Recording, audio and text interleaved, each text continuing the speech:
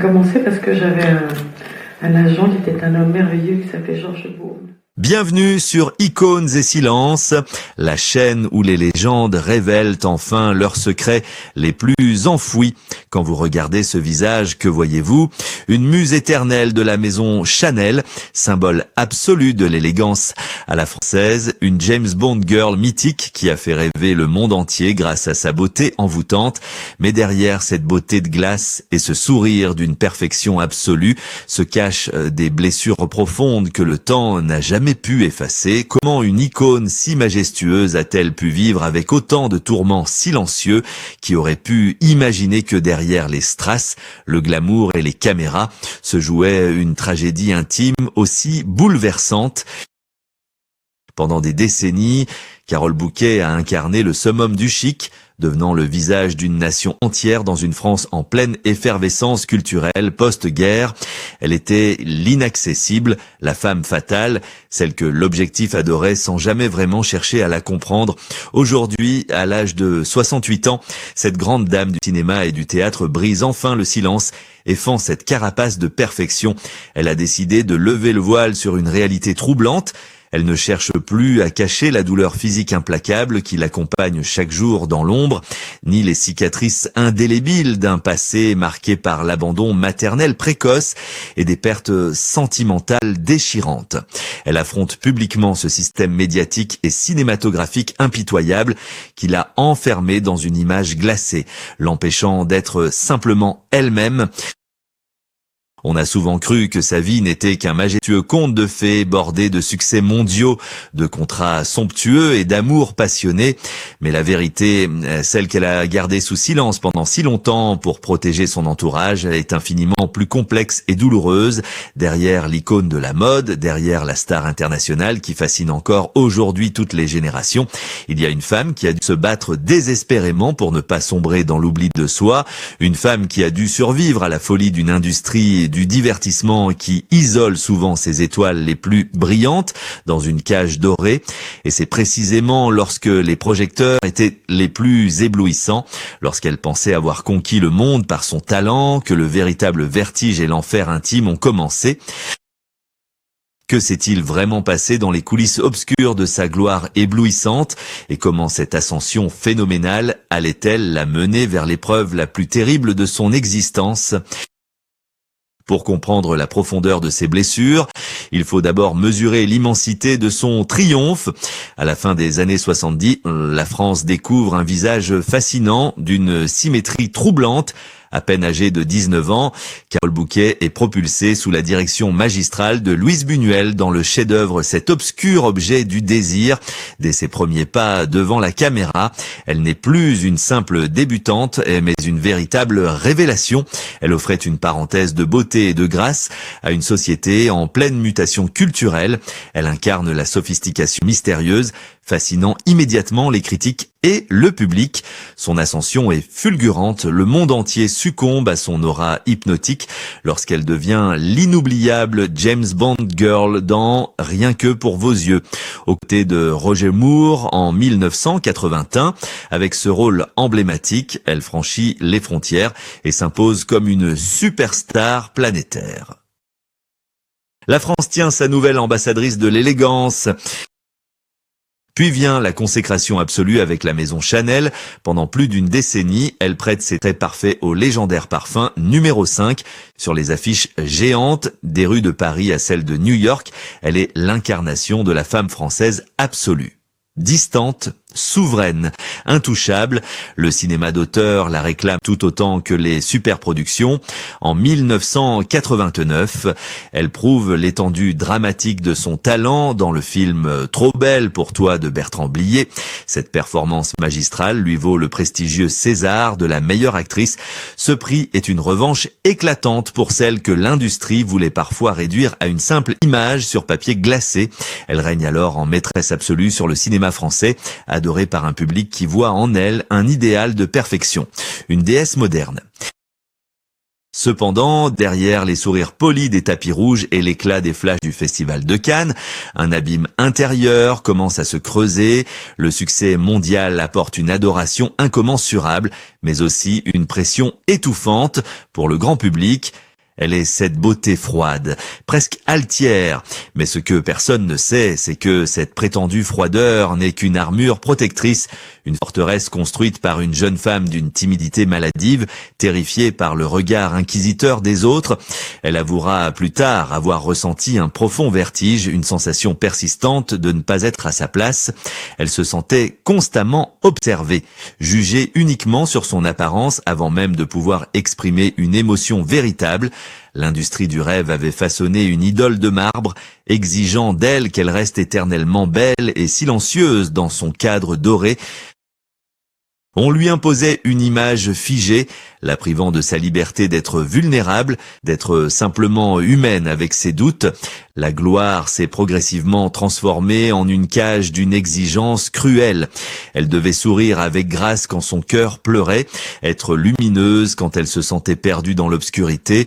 Dans ce milieu impitoyable, plus on monte haut dans le ciel de la célébrité, plus la solitude devient étouffante, et au sommet de cette gloire enivrante, alors que le monde entier était à ses pieds, l'ombre redoutable de la tragédie se préparait à la frapper de plein fouet. Que se passe-t-il quand l'amour absolu, celui qui donne un sens à toute cette folie médiatique, vous est soudainement arraché d'une manière aussi brutale qu'inattendue? Mais que se passe-t-il vraiment lorsque le monde entier vous contemple, mais que personne ne vous voit réellement? Pour Carole Bouquet, l'envers du décor était d'une brutalité silencieuse et redoutable.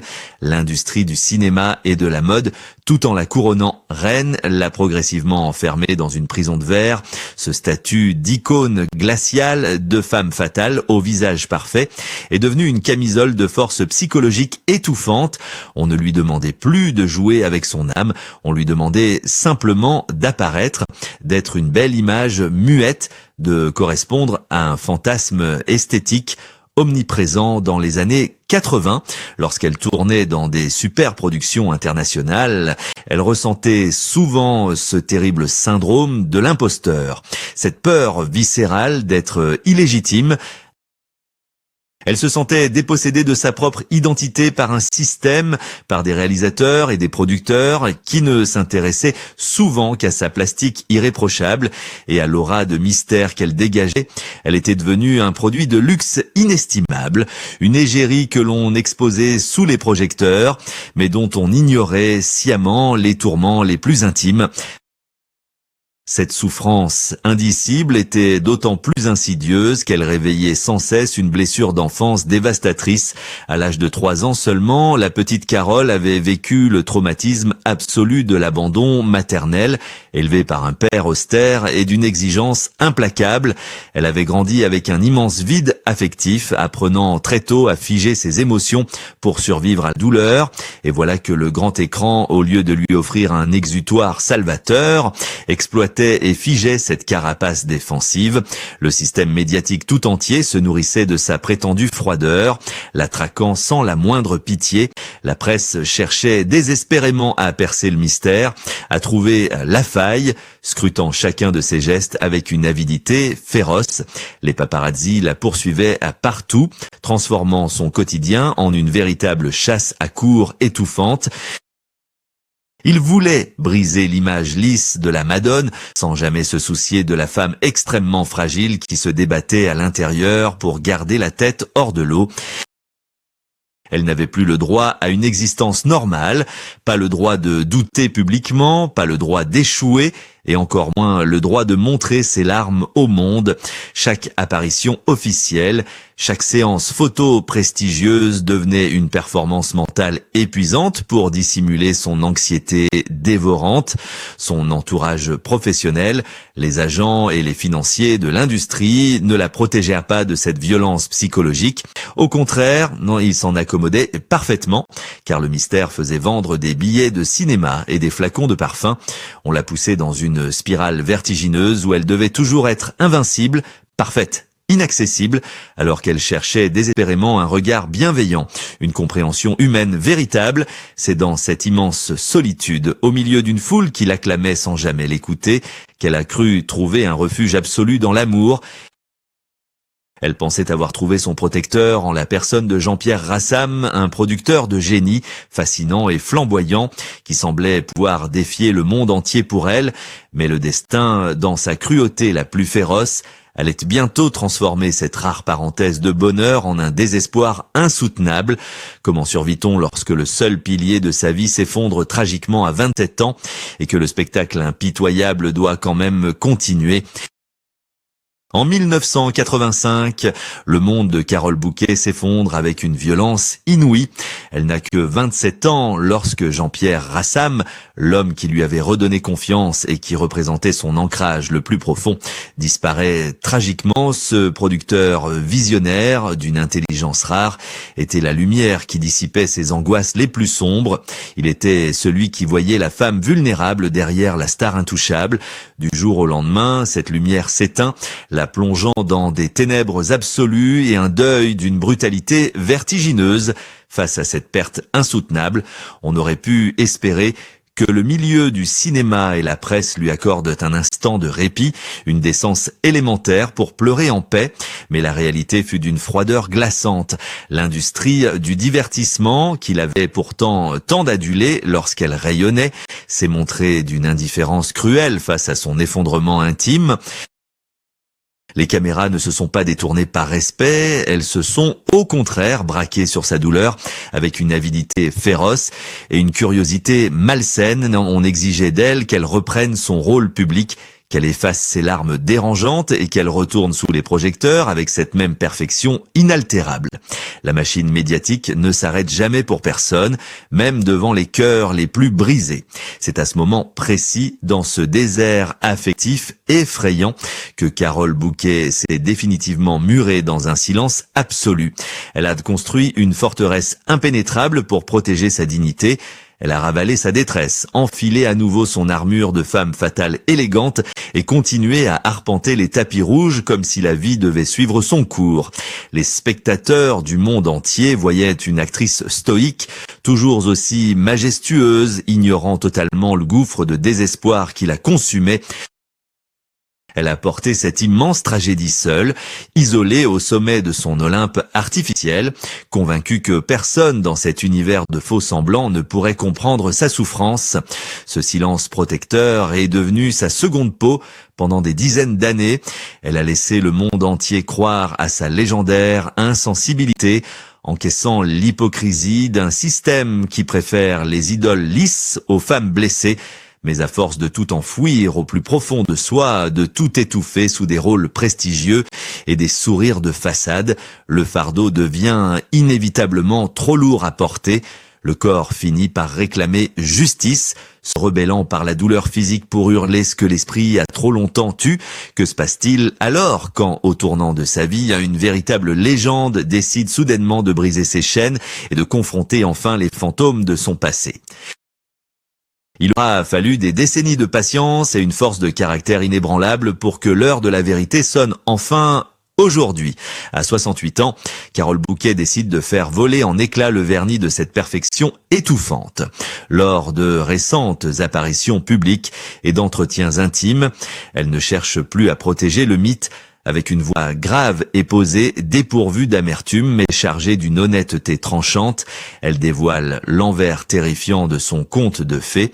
Elle commence par révéler une réalité physique insoupçonnée, une souffrance charnelle qui l'accompagne à chaque instant. Elle raconte ce terrible accident survenu il y a une dizaine d'années sur son île de Pantelleria en Italie, une chute vertigineuse qui lui a valu de longs jours d'hospitalisation et des douleurs chroniques atroces. Sous les robes de haute couture et les sourires de façade, la légende vivante survit grâce à de puissants analgésiques, luttant quotidiennement contre la douleur tout en ayant la terreur de perdre la mémoire sur les planches des théâtres qu'elle chérit tant. Cette douleur physique permanente est devenue le miroir bouleversant de ses blessures invisibles, celles qu'elle a si longtemps dissimulées pour satisfaire les attentes d'un public insatiable. Mais son acte de bravoure le plus retentissant ne s'arrête pas à son propre corps.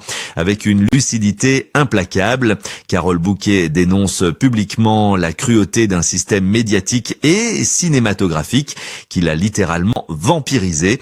Elle pointe du doigt ces metteurs en scène des années 80 qui ne voyaient en elle qu'une statue d'argile à modeler, refusant de lui accorder la moindre épaisseur humaine. Elle évoque l'hypocrisie des grands studios et des pontes de la mode qui ont exploité sa réserve naturelle, transformant son traumatisme d'enfance et sa peur viscérale en un argument de vente redoutable pour des campagnes publicitaires mondiales. Sans jamais sombrer dans la vengeance basse, elle nomme l'indécence des paparazzis et la lâcheté d'une industrie qui l'a laissé totalement seule face au deuil de l'homme de sa vie à 27 ans. Elle déchire le contrat moral implicite qui obligeait les actrices de sa génération à souffrir en silence pour préserver le glamour parisien. Les réactions face à ces confessions sont fulgurantes. Le public, d'abord frappé de stupeur, découvre avec émotion la femme de chair et de sang qui palpitait derrière l'icône de glace. La presse, autrefois si prompte à juger sa prétendue froideur, reste sans voix face à la dignité de ces révélations. Les téléspectateurs et ses admirateurs de la première heure ressentent une immense vague d'empathie, réalisant enfin le prix exorbitant qu'elle a dû payer pour les faire rêver en brisant ses chaînes. Elle ne se contente pas de reprendre le contrôle absolu de sa propre histoire. Elle ouvre une porte lumineuse pour toutes les femmes qui ont été enfermées dans des rôles qu'elles n'avaient pas choisis. Mais au-delà de sa propre libération, quel héritage Carole Bouquet laissera-t-elle véritablement à notre société moderne et que nous apprend son parcours sur notre propre besoin de créer des idoles pour mieux les détruire ? L'histoire bouleversante de Carole Bouquet dépasse largement le cadre prestigieux du cinéma français. Son parcours nous confronte brutalement à nos propres illusions et aux dérives d'une industrie du divertissement souvent déshumanisante. En écoutant son témoignage poignant, une question essentielle s'impose à nous. Et si l'industrie traitait enfin ces icônes comme des êtres humains vulnérables, avec leurs failles et leurs chagrins, et non plus comme de simples produits de beauté destinés à faire rêver les foules? Sommes-nous enfin prêts à écouter la détresse de ces étoiles filantes avant que les projecteurs ne s'éteignent définitivement sur leur souffrance intime? Le destin de cette actrice légendaire n'est pas un cas isolé, car il représente le combat silencieux de tant d'autres artistes, de ces jeunes prodiges jetés trop tôt dans l'arène médiatique, à qui l'on a volé la liberté au nom de la gloire. La célébrité a un prix souvent exorbitant, un prix qui se paie en larmes invisibles et en solitude vertigineuse. Il est de notre devoir collectif de changer notre regard sur ces figures publiques, d'arrêter d'exiger d'elles une perfection étouffante et artificielle. Aujourd'hui, nous devons écouter ces voix longtemps oubliées avec une véritable compassion, non pas seulement pour honorer leur résilience admirable, mais pour transformer profondément un système qui broie les âmes sensibles. La leçon que nous offre cette immense dame du cinéma résonnera bien au-delà des salles obscures. Elle nous rappelle avec une élégance féroce que derrière chaque mythe intouchable, il y a un cœur qui bat, qui saigne et qui cherche désespérément sa propre vérité pour clore ce chapitre de sa vie. Et avec cette dignité souveraine qui la caractérise depuis toujours, elle pourrait nous adresser ces mots définitifs. Je ne cherche ni la pitié de l'industrie, ni le pardon du public. Je veux simplement que ma véritable histoire soit enfin racontée avec ma propre voix et surtout avec mes propres silences. Merci d'avoir suivi cet épisode bouleversant sur notre chaîne Icônes et Silences. N'oubliez jamais de regarder au-delà des apparences et prenez soin de vous.